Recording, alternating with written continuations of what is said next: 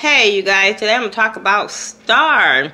Season 2, Episode 1. I have been waiting on this show to come back on. Sorry this review is up late, but I went to go get my weed put back in, so you know, that took priority. But I just got through watching it, and if you know me, when it comes to scripted shows, I really don't do notes for I watch the show.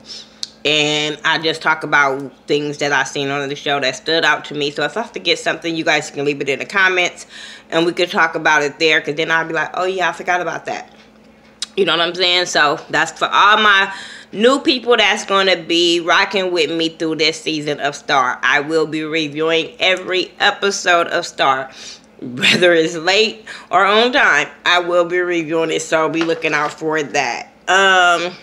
I'm also going to be uploading my reviews on my ThaGhettoView website. So I will leave the link in the description box.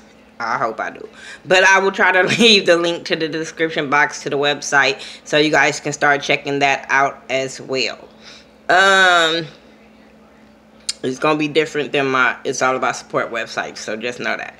Anyway, I enjoyed the first episode because they did talk about a lot of things that left us like, oh my God, what happened last time when Hunter and, what's her name, Ava was in the bed together or whatever, and y'all know they got lit up in the bed or whatever, and then Jaleel walked in, and then we come to find out that a Jahil character was killed off, and I'm like, dang, that is so messed up. I did not see that coming. I did not see it coming of him being killed off or whatever at all. I really just want to know what happened with that, because that was way out, but he ended up getting killed. So Star is kind of still grieving, regardless of she was mad at Hunter, of all the things he done to her, beat on her and stuff like that, and things that she did to him. She really liked him. So, but you know, she liked him, but she always got to put this wall up, this shell up, like she hard. So she's dealing with that. Then we get to see Alex, and I'm looking at Alex like, wait, boo-boo, we found out she was pregnant at the end of the first season, but come to find out that she, they say she had a miscarriage, and every time somebody would bring up the miscarriage, she just do not want to talk about it. And I'm like, y'all can get that baby some help. Y'all know she was already the one with the wall up. All of them have like different walls up, but Alex really has this wall up of no feelings to me. So only person did break that down was Derek. So for her to get pregnant and then him not being able to walk and then her losing her baby, that could be a lot on a person. Simone is in like this group home, juvie-like kind of place that she can leave and then come back. I was like, wow, they do that? But hey, maybe they do. I ain't never been a juvie. Maybe y'all know the rules. Just saying. But yeah, she could leave and then come back long as she come back before curfew. But they don't know, like, she's going through her own problems just as well. They thinking, oh, because she's back getting high, she's back smoking weed or whatever. So they whole thing is, oh, because she's in this group home or whatever, that's why she is doing what she's doing. But it's more to her story than that, you know what I'm saying? And she needed help last season, and I don't think they got her the proper help that she needed last season, because they wanted to win that next fest so bad. That girl, I was hoping that her character did like get into church and stuff like that and get her some help, because she had needed help from the first episode when she was getting molested by her stepfather and all that kind of stuff that she was going through. So yeah, but they thinking, oh, she just mad from her being in a group home because Carlotta had a record, so she couldn't stay with Carlotta. She had ended up getting in trouble in school, so that's where she's going until they can find her place. But while she's there, she's getting bullied by these old big, benchy, boo-boo looking girls. Oh my God, I see. ooh, this is why I can't go to jail. I couldn't have went to juvie. I would have got extra time. You ain't gonna try to punk me. I just like, I'm like, girl, hit one of them. Just hit the skinny one. Because if you hit the skinny one, that big one, she might hit you, but then she might think about it. I'm just saying, because I'm sitting there like, the skinny one can't fight that she got the big one with her. I was so irritated at that point when they went in there and took that girl's shoes from her. Oh, I would have hit, somebody would have had a shoe print on their face. That's all I'm saying.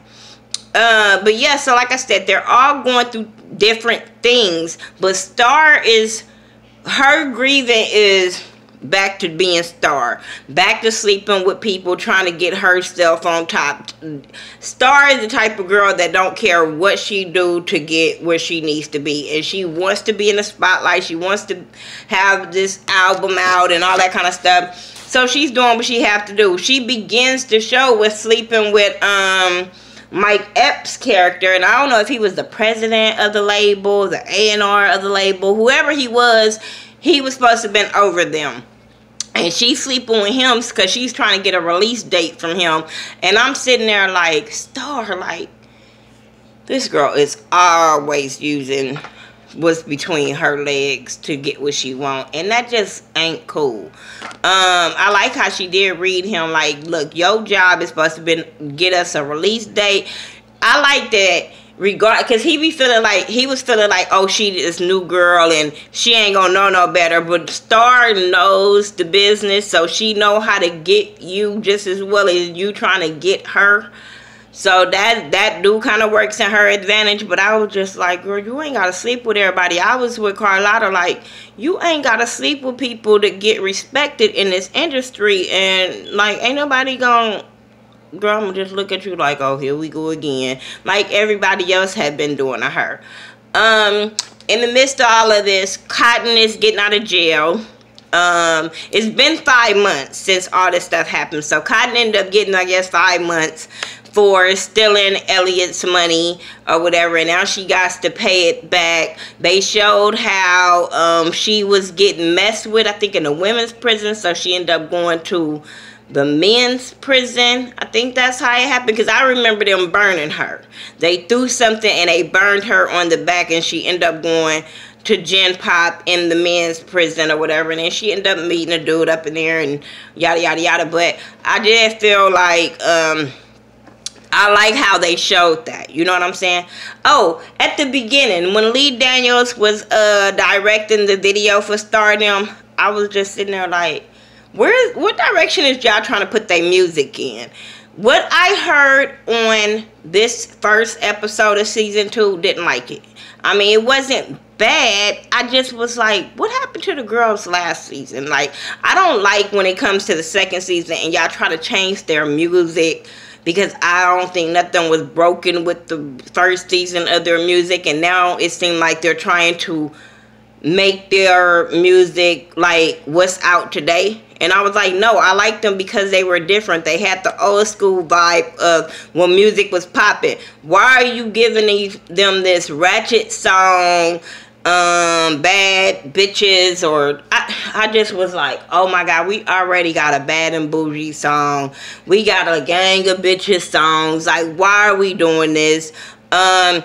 Even Monique got a song called Bad Bitches Do. So I'm just sitting there like, I don't understand why are we doing this. Like, okay. But yeah, he was directing at first when they first came in. Then when they did the video, when they showed the video of this other song, I still was like, I don't know. No, can we please go back to the first season music? I'm not into this. What else did I want to talk about? Oh, they end up having a welcome home party for Cotton. And I think it was at Derek's house, because, you know, Derek and Alex was moving in together. So, yeah, it was like a big old backyard boogie. Derek uncle with his rude homophobic self, I just want to punch him in his face once he seen Cotton, and the way he reacted to Cotton and like Miss Bruce and stuff like that. I know it goes on in families, but it just rubbed me all the way wrong. And then when, okay, yes, everybody is on the hush hush of what's been going on with Derek and what's been going on with Alex. And you know, they were playing dominoes, and Derek couldn't reach the end of the table. So Miss Bruce, yes, I don't think it was trying to be malicious or anything like that. She just asked, like, she probably asked what everybody was thinking at the table, like, how does it feel for you not to be able to walk? And he was like, how does it feel to be a freak? I was like, rude, so rude. I was not with that at all. I wanted to punch Derek in the face. I understand that you're dealing with that or whatever, but to go after Miss Bruce that way, that wasn't cool. That just wasn't cool. To call him a freak, that just wasn't cool for me. I do remember they been in the studio and they were talking about this little bad bitch, whatever they want to call it, song or whatever. And they had hit a roadblock because they were arguing or whatever. And Carlotta ended up texting Cotton, acting like she was a star, saying that they were going to come to the club. She told them to go let loose, go to the club, everybody except Simone. Simone got a curfew, so that's where you going. And even when she was like, oh yes, let's go get lit, I said, you ain't going nowhere. And sure enough, you wasn't going nowhere. So they go to the club or whatever, and they having fun. And they had Sydney Starr up in this episode. If you don't know who Sydney Starr is, Sydney Starr is a transgender woman that's very, very popular in the urban community. She was known for the scandal, or with a rumor scandal with Chingy. She's also been on multiple TV shows, reality shows, radio interview. Like, I follow her. I rocks with Sydney Starr. So it was good to see her working. Heck. So they all having fun. They being petty. All kind of stuff. This dude walks up to Sydney and Cotton and trying to get with them, and they trying to tell him they're not interested. He just still would not take no for an answer, and Cotton was about to pop up. They like, no, Cotton, you on parole, you probation, you can't be doing that. So Sydney walked up in his face with her man voice, and let him have it, and he was so stuck on stupid, I fell out. I was like, yes, Sydney, get him, because his butt should have took no for an answer the first time. While they were dealing with him, right before they were dealing with him, Star and Alex had seen Luke James walk in the club or whatever. He's an R&B singer, a hot R&B singer that ain't relevant now, but you know, was relevant, kind of like Usher. I'm just saying. I love me some Luke James, so I was so happy to see him walk in on the screen. I love his music. I think he can sing, all that. I remember when I first seen him on the Scorpion show, being interviewed by them, and I just was like, yes, he got talent. So, yeah. It was way before this New Edition movie, where everybody be thinking he just came out. No, he been out. But anyway, they're in the club, and Star wants him to listen to their song. So she go to the VIP, make the big booty stripper move, and she's talking to him, and he's like, you know, if y'all want to go home and sleep with me, that's all y'all have to say. They were like, don't nobody want you. We just want you to hear the music, and if you produce our music, then people will say you popping again, because don't nobody know what you doing, and we up and coming females, you know, group, this can, you know, help both of us. So he really wasn't trying to hear what they was talking about, because he was so busy trying to sleep with them. But I think it's gonna work in their favor because of the way they came at him and then they walked off. I think he's gonna end up working with them because of that. Star is, like I said, is going through her own issues with Hunter's death. She's been having nightmares and all this kind of stuff. And then his old ratchet mama, you know, she don't like her. So she went to the police and said that Star had something to do with Hunter's death. I'm like, this is stupid. We all know she didn't have nothing to do with this death. We all know she was performing when he was getting killed and all that stuff. So, girl, this story would not fly right whatsoever. But the police end up coming to pick up Star, and he questioned her, and he kind of tried to bring up her past, but Star was ready. Star is always ready. She's a street girl, so she had proof in her phone of him beating her up and what she looking like. And then she gave him the story, and that police officer was like, girl, go home. Girl, go home. And then she was like, okay, now this lady is playing with me, pulling up my history. Let me go play with her. Arlene is on the news and stuff, and she's doing this little fundraiser or whatever memory for her old woman-beaten son or whatever. And she's, you know, trying to make him look like he a good victim or whatever. And Star walks in there with the same exact dress she had on, looking fierce. I was rolling, and came up to her like, just making the media see like they was getting along, knowing that lady hate her. And she was like, don't be pulling up my past because I got pictures. So the lady was like, well, I know you, that you killed my son and you did this. Star was like, no, but I wish I had. And I was like, and I wish she had too. When she was beating him with that crowbar, I didn't want her to stop, so he wouldn't have been able to put his hands on nobody else. What are you talking about, lady?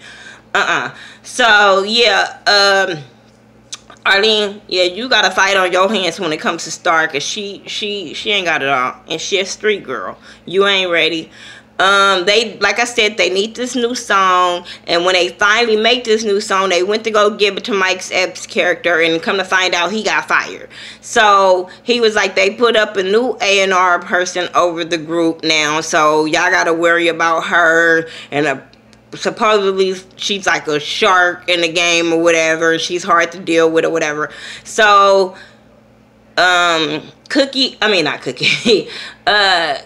ended up calling like Cookie and Lucius and asking them for some hookup to meet with this lady, because apparently, you know, the shows are about to cross over or whatever. So when she met up with Jamal, and it was his auntie, is it Carolyn? One of them sisters. Yeah, I think it was her. I think that's her name. She ended up, they end up meeting up, and then Jamal ended up taking her to the lady, something Floyd, Ayanna Floyd. And she was like, you just want to know what I'm going to do with the girls. It kind of went off from there. I don't remember. I zoned out. I do remember them looking at the news thing, and they was talking about the homicide, or the triple homicide with Hunter, Jahil, and Ava. And then we see a flashback of Jahil getting shot. We know who killed the other two, but I'm like, who walked back in there and killed Jahil after he got there? And come to find out, it was Carlotta. I said, what? Whoa, huh? I said Carlotta wanted to work with them girls so bad that she was willing to go get rid of him so she could be over them girls. This is gonna be a mess. This is gonna be a hot mess. Did I miss anything? I talked about Sydney Star. I talked about Carlotta. I think I forgot something, but guess what? We'll talk about it the next episode. Because other than that, I don't... Oh, when dear Granny was getting drunk and she was talking mess to Carlotta and them and Star them, I was rolling. I love her character. I love how real they write her character. It be everything to me. But yeah, y'all tell me what y'all thought about Star Season 2, Episode 1. I enjoyed this show. I don't watch Empire anymore, so I be excited when Star comes on. I know a lot of people like, what? You don't watch Empire no more? No. No. You know why? Because the East Coast ruins it for the West Coast. I'm just saying. That's why I don't watch Empire, and that's why I don't watch Power. Because y'all ruined it for our coast. By the time it comes on over here, we already know what happened, who did what, and I be like, I ain't got time. I don't even got time. Anyway, and when it shows that I really like, I just don't get on social media when them shows come out. I'm just saying. Anyway, y'all tell me what y'all thought about it. Follow me on all social media sites by The Ghetto View, THA, not THE. This episode will be on my ThaGhettoView.weebly.com website, so be on the lookout for that. Like I said, I will start uploading all my reviews on that website, so if you don't be on YouTube, go look on my website. I'm gonna start putting more videos and more content on there. Cause yeah. And I'll talk to y'all in the next video. Peace.